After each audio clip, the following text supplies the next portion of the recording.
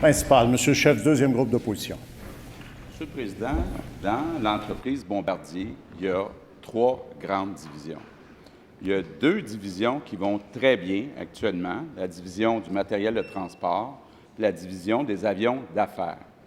Il y a une division qui a des graves difficultés, ce n'est pas un secret, là, tous les analystes le disent, c'est la partie des avions commerciaux, donc le développement de la série C. Pourquoi?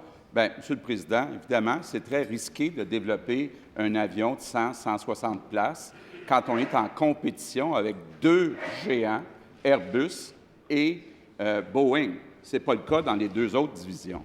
Donc, Monsieur le Président, Bombardier actuellement a des problèmes de liquidité.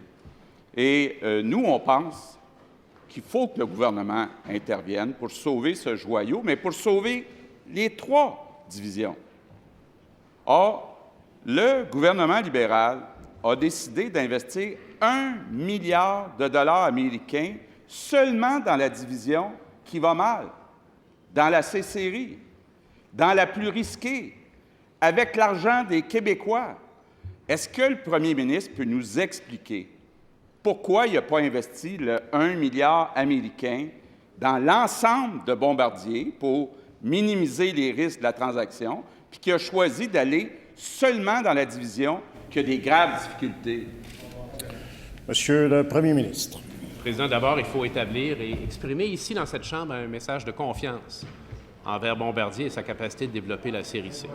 C'est actuellement l'avion le plus perfectionné, le plus compétitif sur le marché. Comme il le sait, il y a un grand nombre d'ententes fermes et d'autres types d'ententes qui ont été signées et on veut que ça continue. Maintenant, je vais l'amener à aller plus loin dans sa pensée. Compte tenu de l'investissement qui est fait, 1 milliard de dollars, quelle est, à son avis, la valeur totale de l'entreprise Bombardier dans son entier et quelle influence aurait donné ce milliard pour Bombardier dans son entier, alors qu'avec cet investissement, nous nous retrouvons avec 49,9 % de l'actionnariat de la nouvelle entreprise de série C, la garantie pour 20 ans de conserver le siège social, les activités de fabrication, d'ingénierie à Montréal, au Québec, ce qui est absolument capital, Monsieur le Président, pour cette filière aéronautique dont je parlais, et également la possibilité d'obtenir des bons de souscription dans la compagnie mère à partir d'un certain niveau de valeur de l'action, comme il le sait très bien, il n'y a qu'à lire le communiqué de l'entreprise ce matin.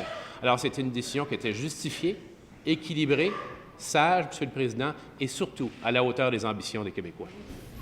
Première complémentaire, Monsieur le chef du deuxième groupe d'opposition. Monsieur le Président, avec tout le respect que j'ai pour le premier ministre, il vient de nous montrer qu'il ne comprend rien.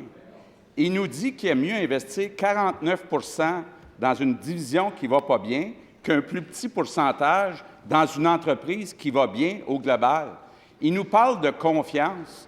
Depuis l'annonce de la transaction, le prix de l'action a baissé de 16 %, donc belle confiance. Monsieur le Président, lorsque le gouvernement américain a décidé d'investir dans GM, ils n'ont pas juste investi dans les automobiles qui n'allaient pas bien. Monsieur le premier ministre. Encore une fois, j'invite le collègue à la prudence qu'il vient de dire. Ça va exactement